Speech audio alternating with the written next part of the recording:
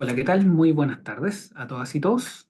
Bienvenidas y bienvenidos a esta nueva sesión de nuestro curso de geotecnia. El día de hoy lo que estaremos estudiando es el cierre definitivo ya de lo que es el ensayo de corte directo con algunos detalles para que los mantengan en mente, así como también los estados tensionales del terreno que nos van a permitir entender mejor la filosofía de un nuevo ensayo que vamos a estar viendo, que es el ensayo triaxial. Voy a proceder a compartir pantalla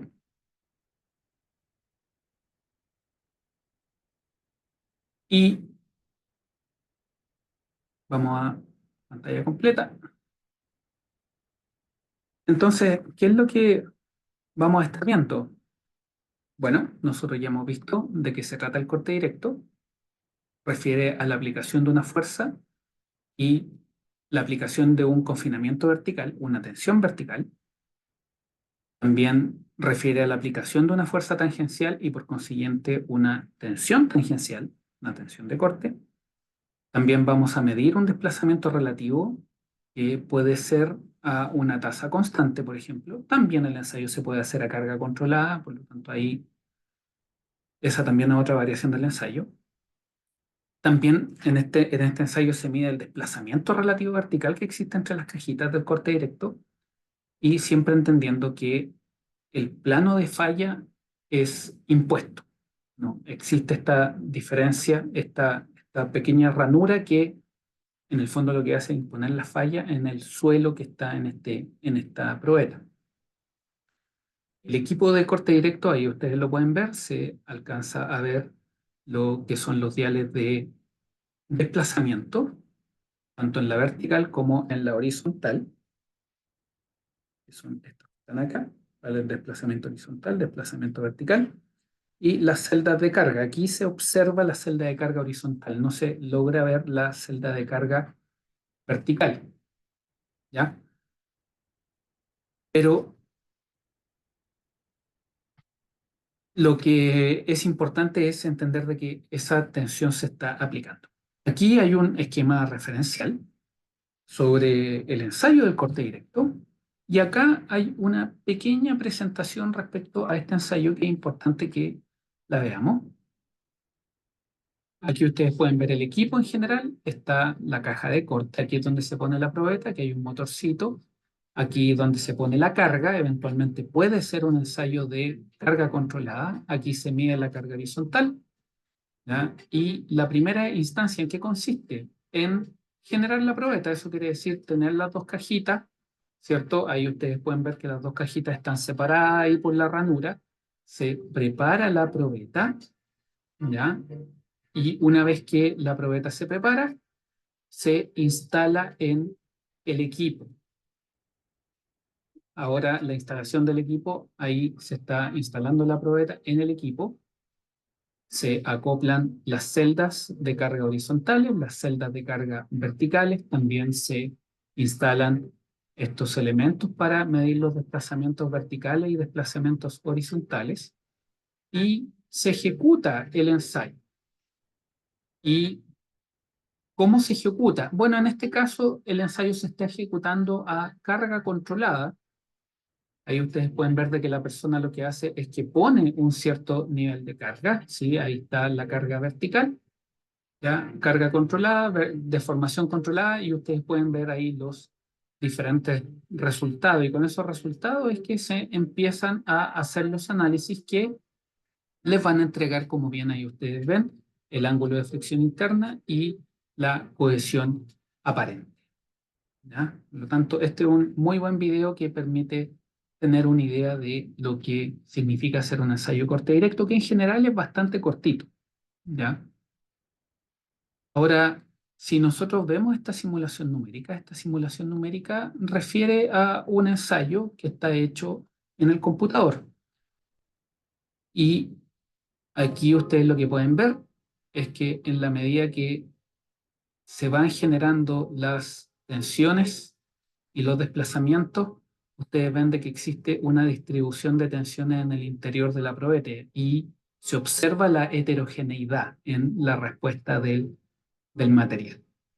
Ya, eso es para tener una información un poquito más gráfica respecto al corte directo que lo estuvimos viendo en pizarra, ¿ya? Y para ir tomando nota respecto a algunos elementos importantes de este ensayo. ¿Cuáles son las ventajas? Es simple, barato y es rápido. El corte directo es bastante conveniente desde esa perspectiva. Es un ensayo fácil de hacer, no requiere mucho tiempo, ¿ya? Y dadas las características del equipo, en general es bastante rápido, ¿ya? Por lo mismo, es bastante fácil de aprender y a usar, ¿ya? Obviamente hay que practicar, hay que mejorar los procedimientos para obtener el mejor ensayo posible, pero es muy fácil de aprender a utilizar. Y en general entrega aceptables resultados de parámetros de resistencia al corte. Ojo, solamente parámetros de resistencia al corte, no comportamiento, no cambios volumétricos, no cambios de deformación, ¿ya?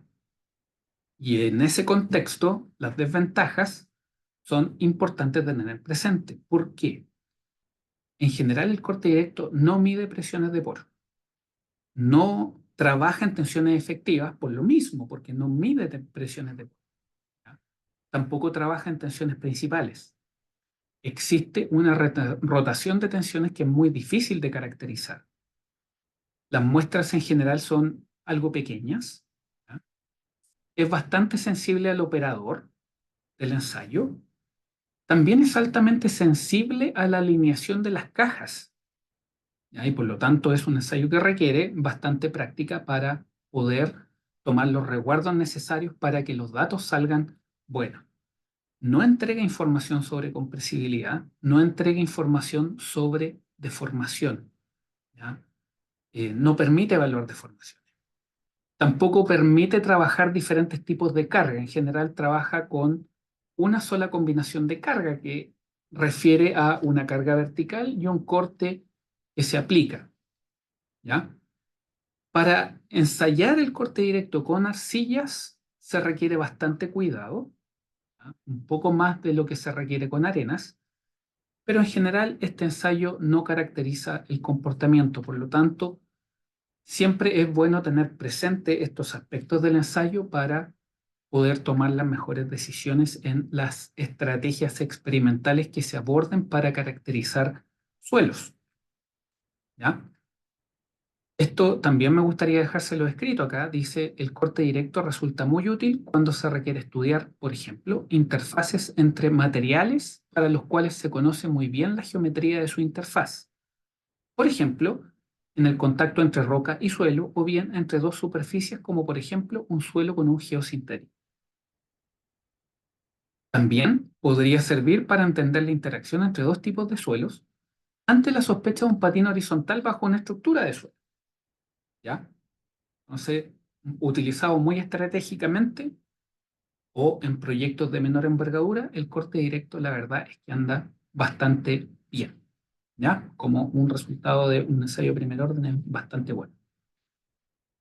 Ahora, en general, para proyectos de mayor envergadura, siempre va a ser deseable realizar el ensayo triaxial. El ensayo triaxial lo vamos a estar revisando prontamente. Y se recomienda por sobre el corte directo, por la gran cantidad de aspectos significativos en los cuales se puede mejorar la caracterización del suelo, ¿ya? Em, y para entender un corte directo, perdón, para entender bien un ensayo triaxial es muy importante entender los estados tensionales. Con respecto a los estados tensionales, ¿qué es lo que podemos decir? Y esto nos va a permitir entender bastante mejor el ensayo triaxial. Vamos a asumir primero que tenemos un terreno. Este terreno inicialmente está virgen y está saturado.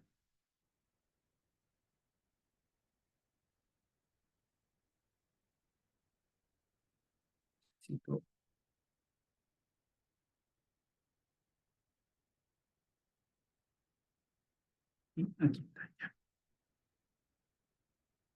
Entonces, este es una condición inicial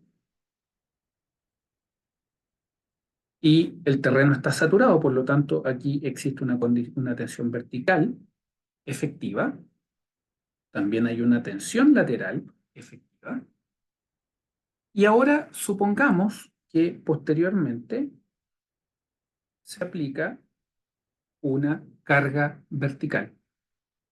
Esta carga vertical lo que va a inducir es un aumento de la carga vertical en el terreno y va también a inducir un aumento de las cargas horizontales. Todo esto en condiciones efectivas. Recordar que los suelos tienen tensiones totales y tienen tensiones efectivas y que la diferencia entre ambas está dada por la presión de poros. Por tanto, ahí nosotros estamos haciendo la nota, que es muy importante de tener presente, en la cual, entendiendo de que el terreno, este terreno plano, está en un estado tal que las direcciones que presenta en la vertical y en la horizontal son tensiones principales, direcciones principales, nosotros lo que tenemos es que existe un círculo de Moore y que el círculo de Moore de las tensiones totales y las tensiones efectivas están separadas por las presiones de poros que puedan existir, entendiendo que las presiones de poros están dadas por las presiones de poros hidrostáticas y los eventuales excesos que puedan haber. Por lo tanto, ¿qué es lo que ocurre en la medida que el suelo se carga por el efecto de una construcción en desarrollo? Que es el caso que estábamos viendo, pero sabiendo que cuando se está construyendo en terreno, estas cargas aumentan gradualmente. En el fondo, la carga vertical aumenta gradualmente. Aquí lo que podemos decir es que el suelo está siendo sometido a muchos estados tensionales diferentes y sucesivos. Por lo tanto, son muchos los círculos de Moore que se generan. Y estos círculos de Moore pueden ser descritos desde el primer punto hasta la falla del suelo. ¿Y por qué? Porque ahora estamos trabajando en un terreno plano, podemos caracterizar tensiones y direcciones principales. Ahora, sin pérdida de generalidad, nosotros siempre vamos a poder hacer eso, ¿ya?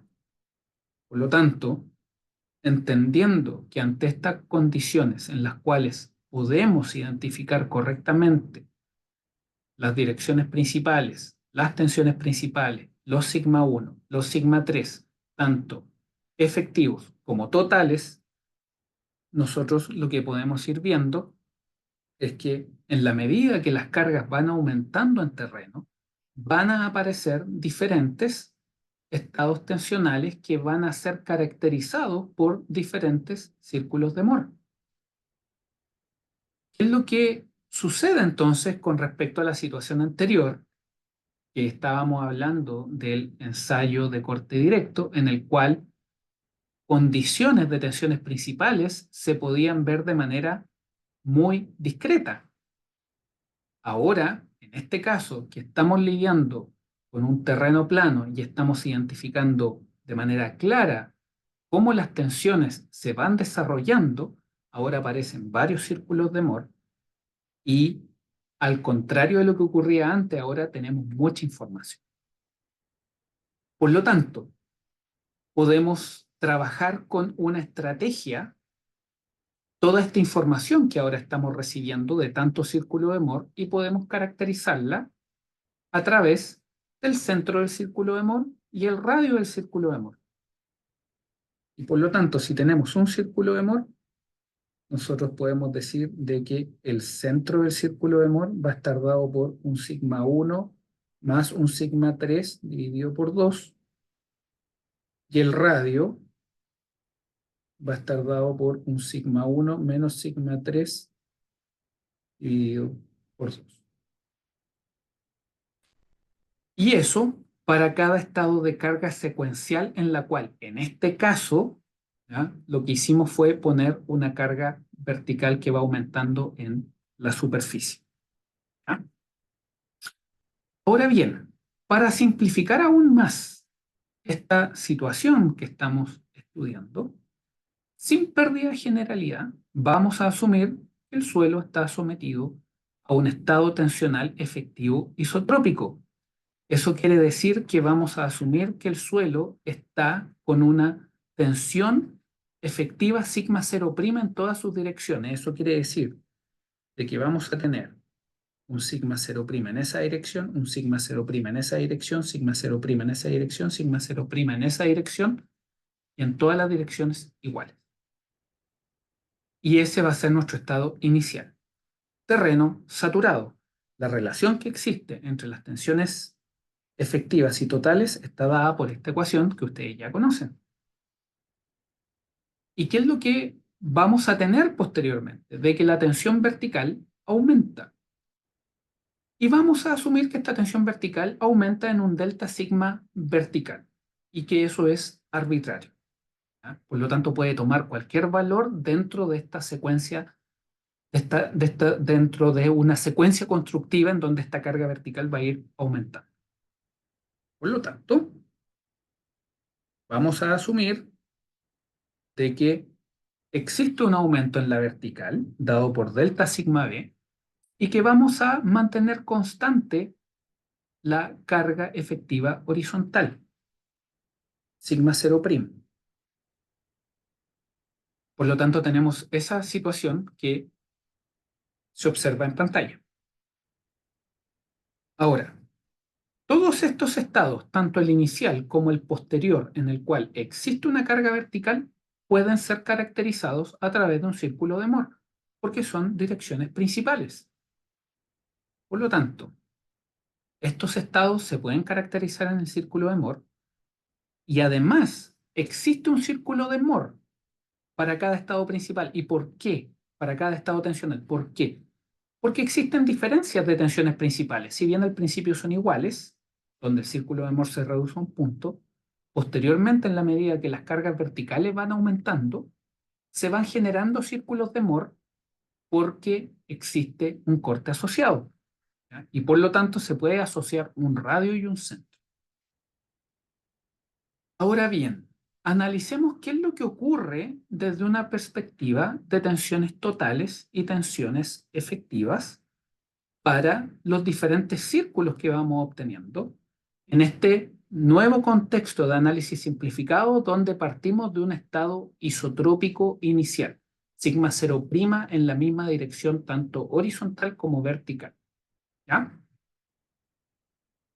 Si nosotros hacemos el análisis de cualquier círculo de Moore, donde hay un sigma 0' y también existe un sigma 0' posterior que es sigma 0' más delta sigma b, nosotros tenemos que la carga vertical pasa a ser sigma 0' más delta sigma y que la tensión horizontal es sigma 0. ¿Ah? Si nosotros hacemos la resta, eso nos queda que el corte está dado por un delta sigma medios. Ahora calculemos esta situación, pero en tensiones efectivas. Eso quiere decir de que vamos a calcular un Q', donde este Q' va a estar dado por la carga vertical efectiva menos la carga horizontal efectiva dividido por 2. En este caso, lo que vamos a tener es que el sigma vertical efectivo está dado por sigma 0 más delta sigma menos el U, porque es efectivo, y el sigma h va a estar dado por el sigma 0 menos el u. Y eso dividido por 2, esa resta dividido por 2. Y lo que obtenemos es que el delta sigma sobre 2 queda de esa manera. Y lo que podemos observar es que cuando evaluamos el corte, eso quiere decir el radio del círculo de Moore, desde una perspectiva de tensiones totales, y por otra por la parte evaluamos lo mismo, pero de una componente de tensiones efectivas, nos damos cuenta de que ambos valores son iguales. Y por lo tanto podemos concluir de que el corte, independiente de si es efectivo o total, son lo mismo. Y por lo tanto, la gran conclusión de este pequeño análisis que hacemos aquí es que el corte en los suelos no es afectado por las presiones de poros. Y eso es tremendamente importante porque quiere decir de que en un estado tensional, independiente de los valores del sigma 1, del sigma 3, independiente de si es efectivo o total, el radio del círculo de Moore asociado es el mismo. ¿Ya? Ahora bien, ¿qué es lo que ocurre si nosotros caracterizamos el centro del círculo de Moore? Ya analizamos el radio. ¿Qué es lo que ocurre si ahora analizamos el centro? El centro va a estar dado por el promedio de las tensiones principales. Si lo hacemos desde una perspectiva de análisis de tensiones totales, el P va a estar dado por sigma 1 más sigma 3 dividido en 2. El sigma 1 va a estar dado por el sigma 0 más delta sigma y el sigma 3 va a estar dado por el sigma 0. Por lo tanto, ese va ahí y este va acá. Cuando nosotros desarrollamos esto, lo que obtenemos es que el P está dado por el sigma 0 total más el delta sigma medios. ¿Ya? Esa es la primera,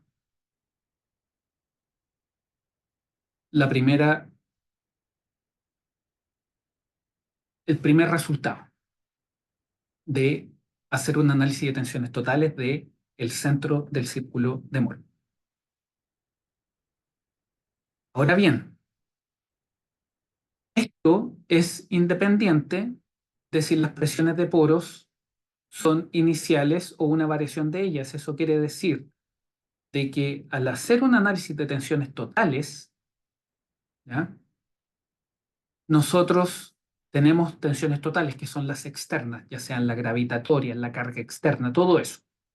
Y otro es lo efectivo, y lo que conecta lo efectivo con lo total va a ser el U. Y este U va a ser lo hidrostático más los excesos.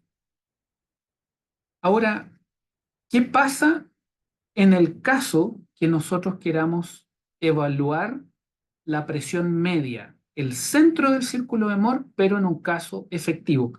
Aquí lo hicimos total.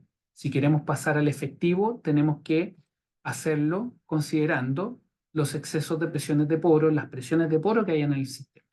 Por lo tanto, si nosotros analizamos el centro del círculo de Moore, pero desde una perspectiva efectiva, el P' ahora va a estar dado por el sigma 1' más el sigma 3', y eso dividido por 2. ¿Cuánto vale el sigma 1 3'? El sigma 1' vale sigma 1 menos U.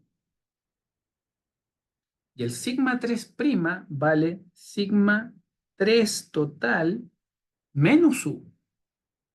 Si nosotros distribuimos esto, nosotros sabemos de que esto queda sigma 1 más sigma 3 menos 2U, todo eso dividido en 2, pero si nosotros recordamos, E es igual a sigma 1 más sigma 3 dividido en 2. Y acá lo que tenemos es sigma 1 más sigma 3 dividido en 2, menos 2U sobre 2. Por lo tanto, esto nos queda de que el P' es igual al P total menos el U. Y por lo tanto, el esfuerzo medio es afectado por la presión de poros. Eso quiere decir de que si nosotros tenemos tensiones totales, esas tensiones totales van a inducir un círculo de Moore. Ese círculo de Moore va a estar caracterizado por un centro y va a estar caracterizado por un radio. Al tener presiones de poros, también va a estar asociado un círculo de Moore de tensiones efectivas. El centro de ese círculo de Moore de tensiones efectivas va a estar a una distancia del círculo de Moore de tensiones totales y esa distancia va a ser igual a la presión de poros. Sin embargo, el radio del círculo de Moore en tensiones efectivas y el radio del círculo de Moore en tensiones totales van a ser exactamente los mismos. ¿Ya? Y eso es sumamente importante de tener claro. Vamos a tener un esfuerzo medio efectivo que sí está afectado por las presiones de poros, pero el corte no está afectado por las presiones de poros y eso va a tener una implicancia significativa en lo que es la caracterización del comportamiento de los suelos. La pregunta que cabe ahora es, ¿se relacionan el P y el Q? Veamos, hagamos un análisis en el espacio de las tensiones totales. Si tomamos las tensiones totales, sabiendo que P es igual a sigma 1 más sigma 3 dividido en 2, sabiendo que el sigma 1 es igual al sigma 0 más el delta sigma en la vertical y que el sigma 3 es igual al sigma 0 en la horizontal, nosotros aquí tenemos el sigma 1 está ahí, tenemos el sigma 3 que está ahí y por lo tanto tenemos esa expresión está ahí.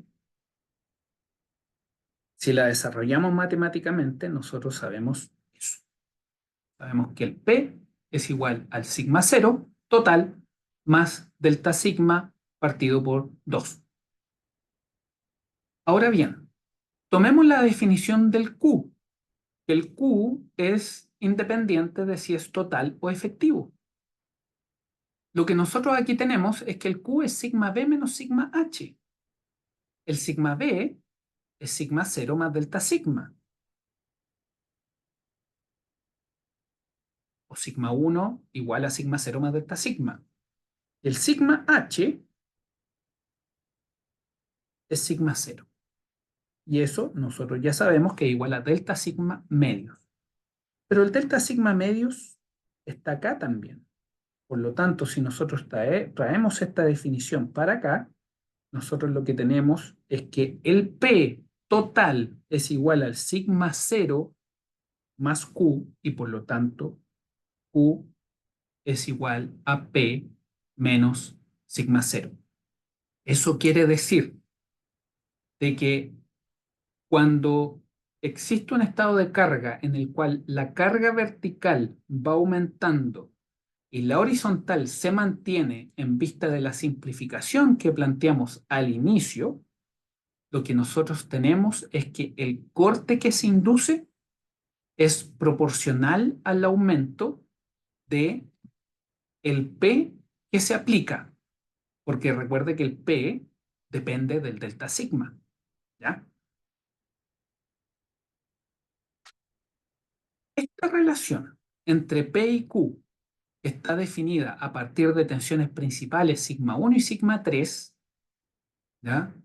Es lo que nosotros entendemos como el espacio PQ, ¿ya? Y según la notación del MIT, ¿ya? O sea, esta notación que nosotros tenemos acá, en la cual P es igual a sigma 1 más sigma 3 dividido en 2 y Q igual sigma 1 menos sigma 3 dividido en 2, ¿ya? Eso es la notación MIT. Por tanto, el MIT, vamos a decir que la notación MIT va a tener al P como sigma 1 más sigma 3 dividido por 2 y Q va a ser igual a sigma 1 menos sigma 3 dividido por 2. ¿Ya? Por lo tanto, tenemos eso y la relación que existe entre ambas está dado por esa expresión que está ahí. Sin embargo, esto también lo podemos hacer en el espacio tridimensional. Y si lo hacemos en tensiones totales, nosotros sabemos que P es igual a sigma 1 más sigma 2 más sigma 3. Eso quiere decir de que ahora tenemos un espacio tridimensional en el cual existe una carga vertical que está aumentando, manteniendo la carga horizontal en esta dirección, sigma 2, y en esta otra dirección, sigma 3, constante. ¿Ya? El sigma 1, nosotros sabemos cuánto vale, va a ser sigma 0 más delta sigma, y el sigma 2 y el sigma 3 lo asumimos iguales, y por lo tanto, sigma 2 más sigma 3 en el fondo es 2 veces sigma 3. Pero nosotros sabemos que sigma 3 en vista de la simplificación inicial que hicimos es sigma 0, por lo tanto, el sigma 1 es sigma 0 más delta sigma, y el 2 sigma 3 no es nada más ni nada menos que el 2 sigma 0. Y por lo tanto, si matemáticamente lo desarrollamos, nosotros tenemos que el P en el caso tridimensional está dado por sigma 0 más delta sigma dividido por 3. Si nosotros tomamos la definición de Q, la definición de Q en el caso tridimensional no cambia. Es sigma vertical menos sigma horizontal dividido por 2. Y por lo tanto, sabiendo que el sigma vertical está dado por sigma 0 más delta sigma,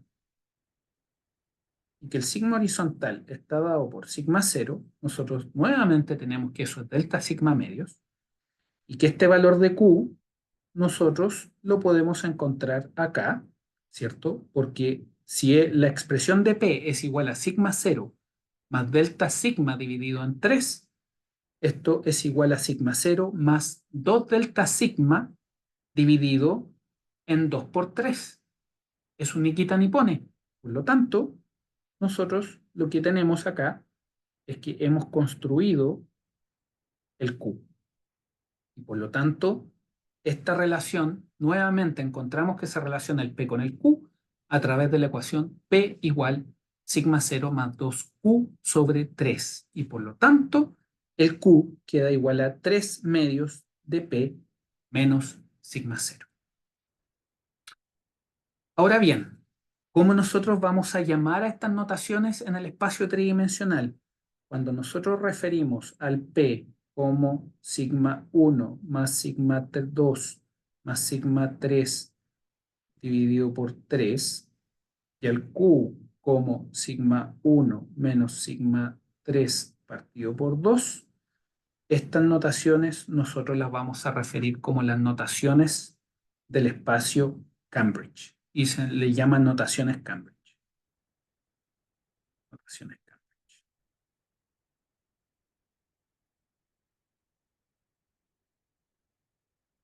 ¿Ya? Y esa es la relación que ustedes ven ahí. Ahora bien, nosotros hemos trabajado tanto en tensiones totales como en tensiones efectivas. Hemos trabajado tanto para el P como con el Q. Y nosotros necesitamos caracterizar muy bien esto, lo necesitamos entender muy bien. ¿Por qué? Porque nosotros al trabajar con suelos tenemos que saber trabajar con ambos. Quiere decir que tenemos que entender cómo funcionan las tensiones totales dadas por las fuerzas gravitatorias, por las fuerzas externas y las efectivas que se infieren de la relación que existe entre las tensiones totales y las presiones de poros. Las presiones de poros están dadas por las presiones hidrostáticas más los excesos que puedan aparecer. Por lo tanto, nosotros, independiente de la notación, vamos a tener que trabajar con ambos casos. ¿Ya? Vamos a tener que en la notación MIT vamos a tener un P que va a estar dado por sigma vertical más sigma horizontal partido por 2 o sigma 1 más sigma 3 dividido en 2, como a usted le sea más cómodo trabajar dicha notación. Lo importante es que sea consistente. Vamos a decir que el Q, que es igual al Q', va a estar dado por el sigma vertical menos el sigma horizontal dividido en 2, y eso va a ser igual al sigma vertical efectivo menos el sigma horizontal efectivo dividido en 2. Por lo tanto, el Q es igual al Q', pero el P' es igual al P menos U. Y por otra parte, el Q es igual al P menos sigma 0'. En la notación de Cambridge, el análisis es similar. Por lo tanto, ¿cómo aplicamos nosotros todo esto a los suelos, donde nosotros sabemos de que tenemos respuestas que son drenadas y tenemos respuestas que son no drenadas?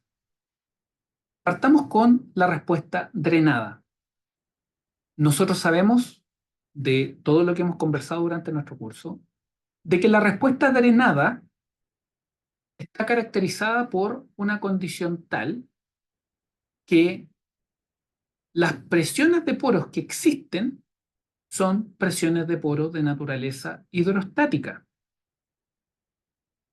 y que en ese contexto se dan variaciones volumétricas. Profundicemos el análisis de lo que significa una respuesta drenada en los suelos. Si nosotros estamos inicialmente, según lo presentado al inicio de esta sesión, con un estado tensional que es isotrópico, donde tenemos un sigma 1, un sigma 2 total y un sigma 1 total, sigma 3 total, y existen presiones de poro hidrostáticas, vamos a tener un sigma 1 efectivo, un sigma 3 efectivo. Y por lo tanto, nosotros vamos a tener un estado inicial que es un punto, no es un círculo de Moore cuando estamos en una condición hidrostática, es solamente un punto y ese punto puede estar referido acá, ¿no? Donde existe un sigma 1 que es igual a un sigma 0 y un sigma 3' que es igual a un sigma 0'. ¿Ya? Por lo tanto, tenemos un punto. Ahora bien, ¿qué es lo que significa eso? Que acá, en este punto, nosotros también tenemos siempre una condición hidrostática porque va a ser una respuesta drenada. Por lo tanto, existen presiones de poro tales que solamente tenemos presión de poros hidrostática. Por lo tanto, cualquier aumento de delta sigma, al ser una respuesta drenada, va a inducir un cambio volumétrico sin inducir excesos de presión de poros y por lo tanto cualquier cambio en las presiones totales va a ser exactamente el mismo cambio en las presiones efectivas. Eso quiere decir que si ustedes trabajan matemáticamente un estado en el cual la carga va aumentando, la carga vertical va aumentando gradualmente, sin que haya variación volumétrica, por lo tanto, sin excesos de presión de poros, solamente con la presión de poros hidrostática, eso quiere decir de que en vista de la ecuación que ustedes habían caracterizado previamente, que es esta de acá, ya sea 3 medios de P menos sigma 0 o Q igual a P menos sigma 0, independiente de la notación con que trabajen, ustedes van a tener que cualquier variación de las tensiones totales va a coincidir con la variación de las tensiones efectivas. Y eso quiere decir de que nos movemos en una recta donde todos los círculos de Moore que empiezan a aparecer, tanto en su centro como en su radio, coinciden. Por lo tanto, esto viaja hasta la falla, y lo voy a dibujar de color verde, viajan hasta la falla en conjunto, ¿cierto? Porque obviamente también existe una envolvente de falla en este espacio QP'. ¿Ya? Entendiendo que el exceso de presión de poros es cero. Por lo tanto, ¿cuál es nuestra primera conclusión? De que cuando tenemos una respuesta que es drenada, cualquier aumento de las tensiones totales es igual al aumento de las tensiones efectivas. Y eso pasa porque la respuesta es drenada, hay variación de volumen, no hay excesos de presiones de poros, ¿ya?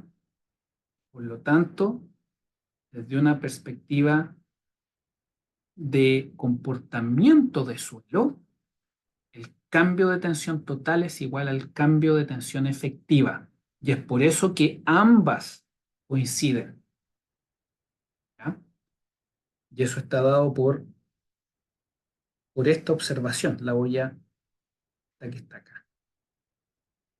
¿Ya? De que las presiones de poro solamente presentan un U0. ¿Sí?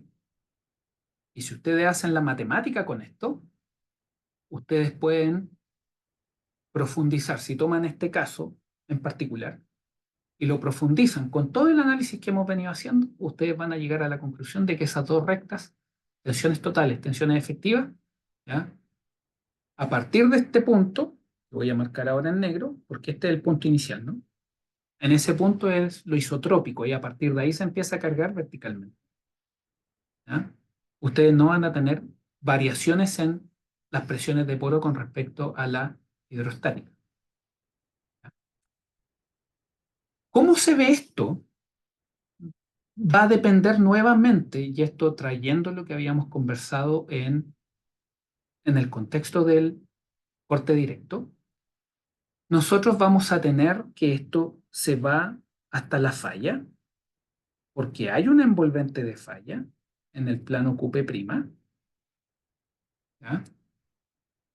Y que esta falla es una falla residual, con la diferencia que si bien este comportamiento es bastante similar a lo que observábamos en el corte directo, donde se medía corte y desplazamiento, ahora efectivamente nosotros sí estamos siendo capaces de medir deformaciones, ¿ya?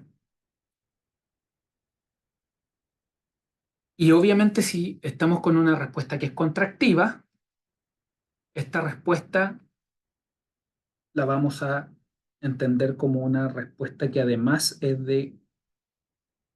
una respuesta monótona creciente. Monótona creciente.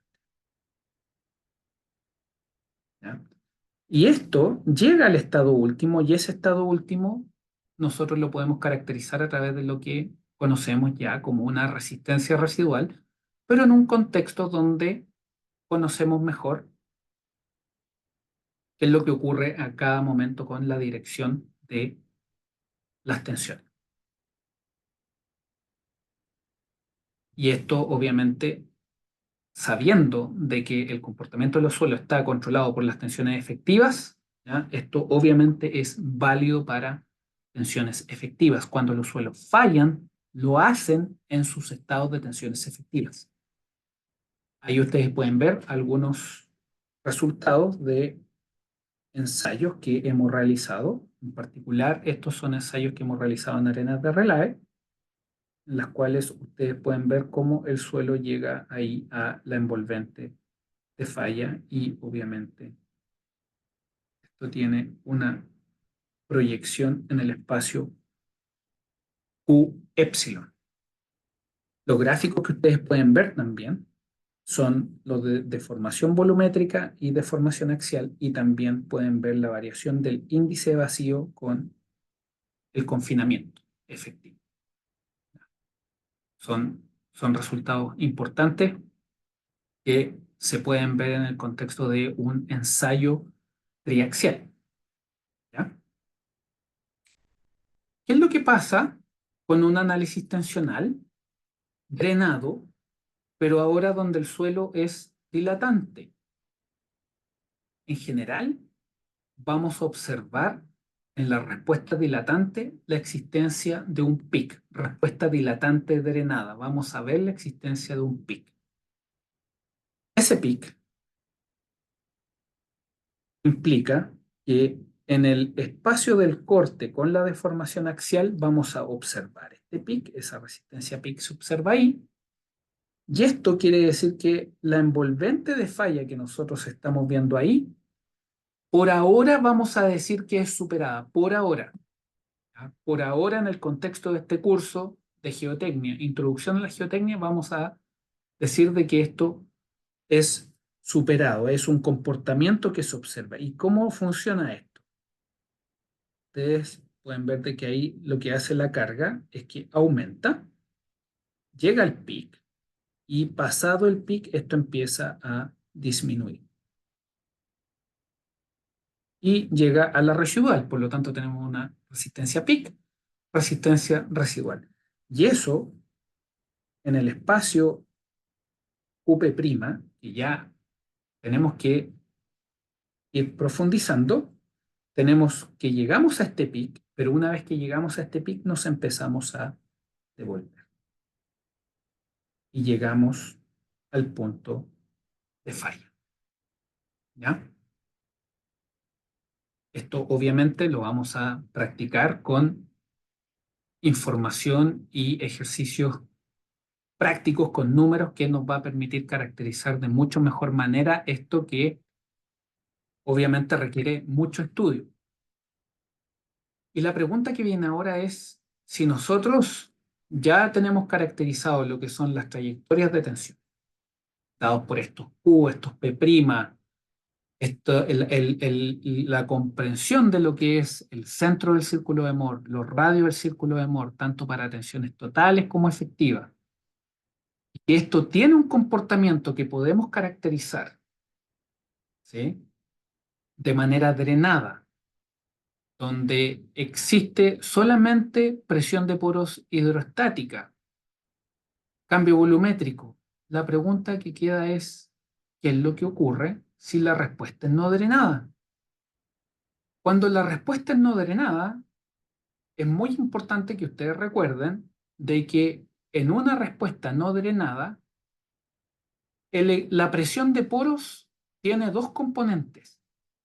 Y esa componente es la presión de poros hidrostática y el exceso de presión de poro sobre la hidrostática. También es importante recordar de que para que exista una respuesta no drenada, lo primero que tiene que inducirse es una condición de cambio volumétrico nulo. Eso quiere decir un volumen constante. Y todo eso es lo que finalmente induce nuestros excesos de presiones de poro. Por lo tanto, nosotros vamos a tener en una respuesta no drenada, vamos a tener presiones de poro hidrostática, vamos a tener excesos de presiones de poros y no vamos a tener cambio volumétrico. ¿Cómo se refleja esto? De manera referencial por ahora, vamos a concentrar en hacer ejercicios. Es que esto quiere decir de que si tenemos una respuesta contractiva no drenada, nosotros vamos a tener un exceso de presión de poro positivo.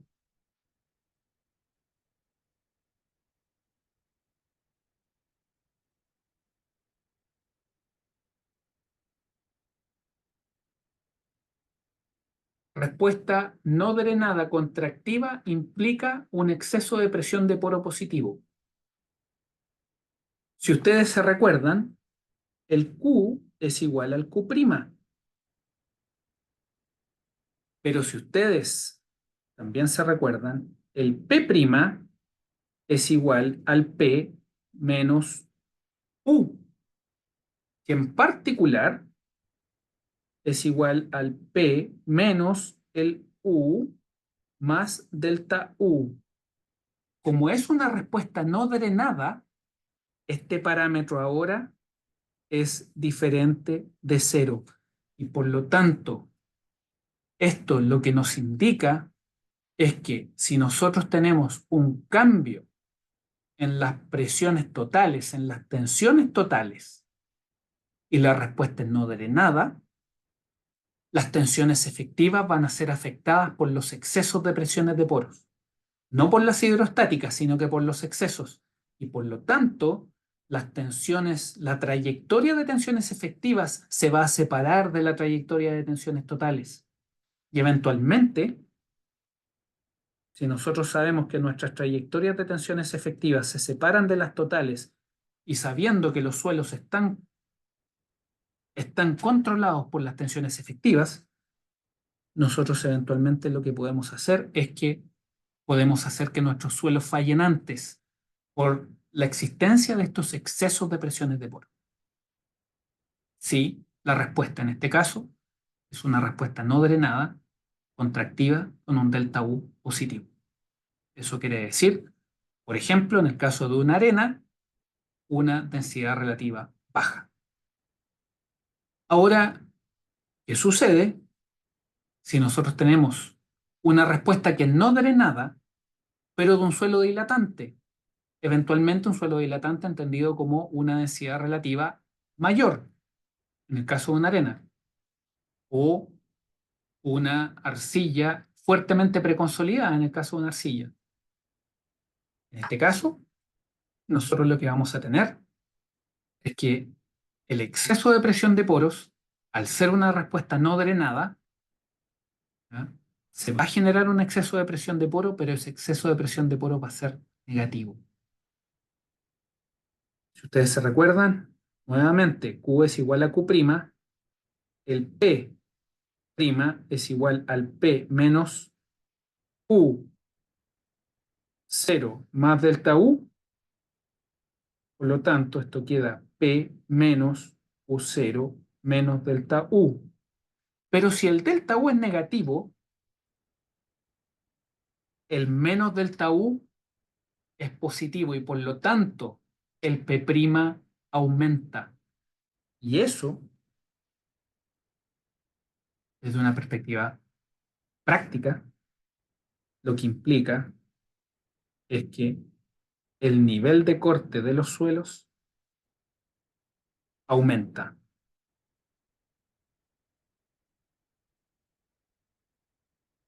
Y por lo tanto, nuestra conclusión es que cuando tenemos respuestas drenadas, las tensiones totales y las tensiones efectivas coinciden y las trayectorias de tensiones totales coinciden con la trayectoria de tensiones efectivas, pero si tenemos una respuesta no drenada, independiente si esa respuesta no drenada es contractiva o bien dilatante, según el estado de densidad del suelo, por ahora lo vamos a presentar de esa manera, quiere decir de que la trayectoria de tensiones efectivas va a diferir de la trayectoria de tensiones totales y que la distancia en la horizontal entre ellas va a estar dado por el exceso de presión de poros.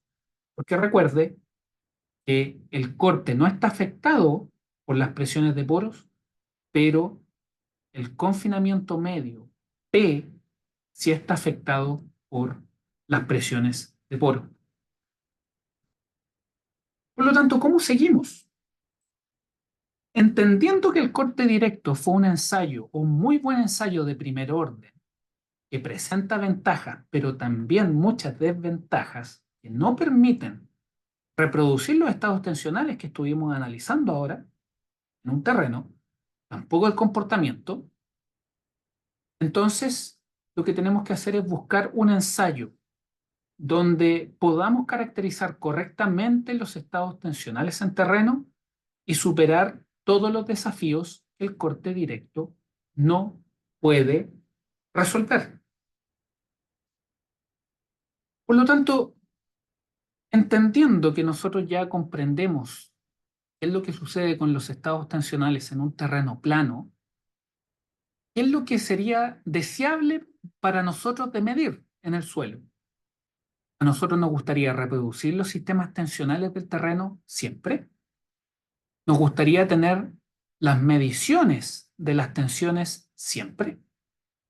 Nos gustaría medir las deformaciones siempre. Nos gustaría que el plano de falla que en el corte directo es impuesto, ahora nosotros podamos verlo de manera que el suelo se exprese su falla. Queremos que si existen cambios volumétricos, si existen cambios de dimensiones, nosotros podamos monitorear ese cambio, podamos traquearlo.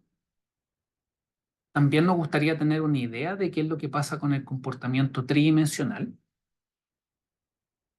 En particular, nos gustaría poder siempre medir las presiones de poro.